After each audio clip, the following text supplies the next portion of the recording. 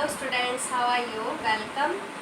Last lecture we have read Protista और आज हम स्टार्ट करेंगे 5H RH विटेकर का थर्ड किंगडम फंजाई। फंजाई अब पहले हम जनरल पढ़ते हैं कि फंजाई की स्टडी को क्या कहते हैं, माइकोलॉजी।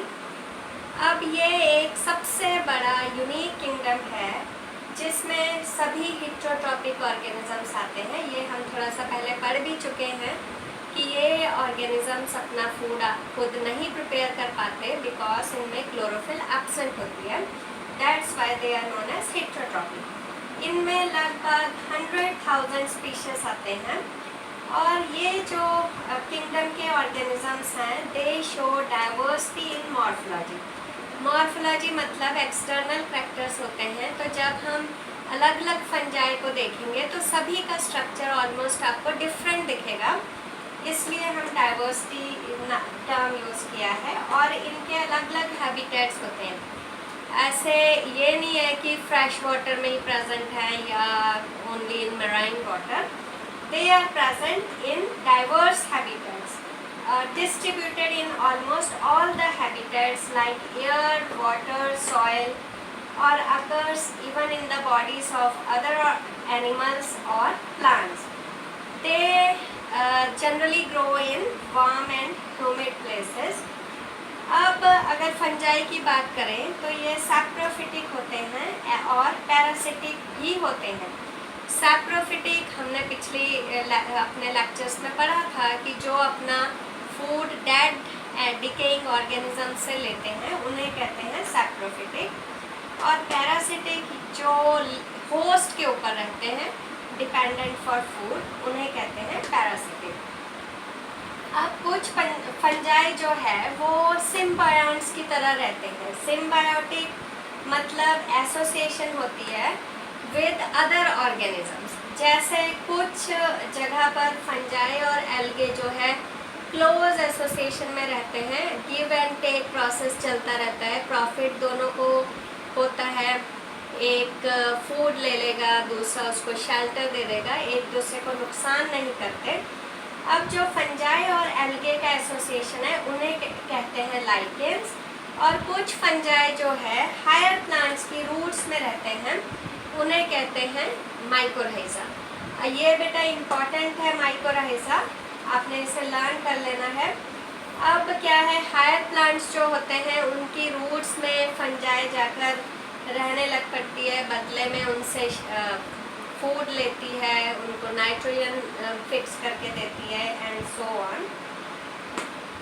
अब जो कुछ फंजाई होती है वो उन्हें इम्पॉर्टेंट डीकम्पोजर्स ऑफ नेचर कहा जाता है। डीकम्पोजर्स मतलब ये सारा जो डेड ऑर्गेनिक मैटर है उसे डीकम्पोज करके रीसाइक्लिंग न्यूट्रिएंट्स को दोबारा सॉइल में या एटमॉस्फेयर में ऐड कर देते हैं। इसलिए they help in recycling the inorganic elements in nature. Means ये वैसे ही इम्पॉर्टेंट नहीं है, ये इन्वायरमेंट पॉइंट ऑफ व्यू से भी ये इन्वायरमेंट के लिए भी हमारे लिए भी ये यूजफुल होते हैं। No doubt harmful fungi is also there which causes diseases, but ये useful भी होते हैं। अब अगर हम फंजाई की स्ट्रक्चर की बात करें तो ये मल्टी सेलुलर होते हैं। एक फंजाई ऐसी है यीस्ट जो यूनिसेलुलर होती है, लेकिन ज़्यादातर ये बाकी सभी एल्गी जो है वो मल्टी सेलुलर होती है। मल्टी सेलुलर नाम से ही क्लियर है, बहुत सारे सेल्स से बनी होती है फंजाई। अब ये जो यीस्ट है ये हेल्प करते हैं, इनसे हम बनाते हैं ब्रेड, बियर। कुछ फंजाई जो है मैंने पहले ही बताया कि हार्मफुल भी होती है, वो कॉज करती है diseases in plants and animals. जैसे कुछ एक आध के मैंने नाम दिए हैं, वाइट रस्ट, कॉल्ड पक्सीनिया। फिर फंजाई को सोर्स ऑफ एंटीबायोटिक्स भी माना जाता है। मीन्स फंजाई से एंटीबायोटिक्स तैयार करते हैं। फॉर एग्जांपल बेस्ट आपने छोटी क्लासेस में भी पढ़ा होगा पेनिसिलियम। पेनिसिलियम नोटेटम फंगस से ये बनाए जाते हैं। और जैसे मान लो मलेरिया हो गया या कोई टाइफाइड हो गया, उसमें स्टार्टिंग में तो एंटीबायोटिक्स नहीं देते, लेकिन अगर बीमारी लंबी और थोड़ी सी सीरियस हो जाती है तो फिर एंटीबायोटिक्स डॉक्टर देने शुरू करते हैं। ये थोड़े से कह लो कि थोड़े सीवियर होते हैं एंटीबायोटिक्स, या फिर इनका कह लो असर थोड़ा ज़्यादा होता है, इसलिए स्टार्टिंग में नहीं डॉक्टर्स देना शुरू करते। कुछ फंजाई जो है वो एडिबल भी होते हैं। For example Agaricus. अगैरिकस मतलब मशरूम। ये मैंने यहाँ पर डायग्राम भी बनाया है, सबने खाए होंगे आपने। वाइट कलर के जो ऊपर एक कैप सी बनी होती है, ऐसे मशरूम होते हैं। कुछ मशरूम बेटा पॉइजनस भी होते हैं, लेकिन जो हम खाते हैं वो तो हमारे बहुत प्रोटीनेशियस होते हैं, वो हेल्दी होते हैं। अब कोरोना वायरस के दौरान क्योंकि हमारी बॉडी को प्रोटीन बहुत चाहिए होता है, तो in this time we can have, अगर मिलते हैं मार्केट में तो। अब अगर इसका हम ऐसे स्ट्रक्चर देखें तो ये फिलामेंटस होते हैं। फिलामेंटस का मतलब होता है, ये देखिए मैंने बनाया है थ्रेड लाइक स्ट्रक्चर, धागे धागे की तरह। और ये जो है एक फिलामेंट को हम हाइफे कहते हैं, लेकिन जब बहुत सारे फिलामेंट्स आपस में इंटरमिंगल हो जाते हैं, नेटवर्क फॉर्म करते हैं, उसे हम कहते हैं माइसेलियम। बेटा फंजाई में ये टर्म बार बार यूज़ होगा, इट्स वेरी इंपॉर्टेंट, हाइफे और माइसेलियम, तो आपने ध्यान रखना है।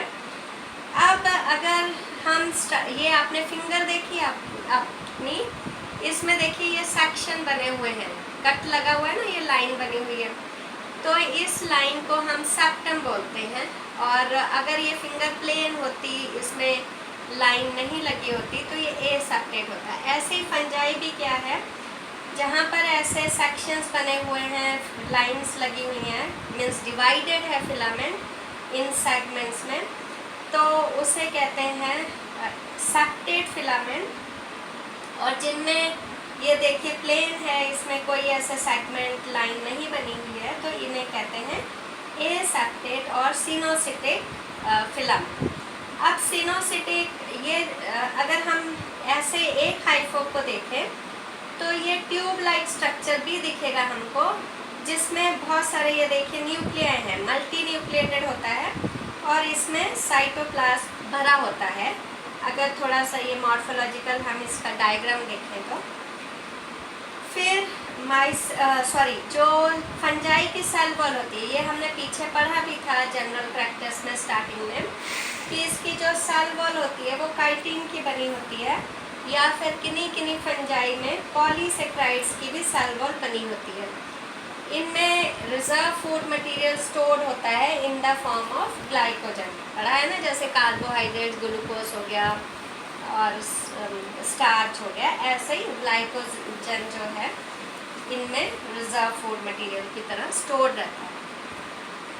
अब हम थोड़ा सा देख ही चुके हैं ऊपर, तो मोड ऑफ न्यूट्रिशन का भी आपको पूछ लें, मैंने यहाँ पढ़ा तो दिया है, लेकिन फिर भी मैंने इसे अलग स्पेसिफाई करा है कि मोड ऑफ न्यूट्रिशन अगर आपको फंजाई में पूछे कोई, तो ये सैप्रोफिटिक होते हैं, मतलब डेड और डिकेइंग ऑर्गेनिज्म से अपना फूड देते हैं। कुछ जो होते हैं पैरासिटिक होते हैं, मतलब they feed on other organisms. अब रिप्रोडक्शन हम डिटेल में नेक्स्ट क्लास में पढ़ेंगे अपने। थोड़ा सा मैं बता दूं कि इनमें एसेक्सुअल रिप्रोडक्शन होती है, वेजिटेटिव, वो भी डिफरेंट तरह की होती है, फ्रैगमेंटेशन, बर्डिंग, फ्यूजन, स्पोर्स के थ्रू होती है। Sexual reproduction oospores, ascospores, basidiospores के द्वारा होती है। बेटा कीप रिवाइजिंग, नहीं समझ आता तो आप पूछ सकते हैं। फंजाई वेरी वेरी इंपॉर्टेंट है, ज़रूर आपको एग्ज़ाम्स में या नीट में पूछेंगे इसमें से क्वेश्चन। Take care, bye.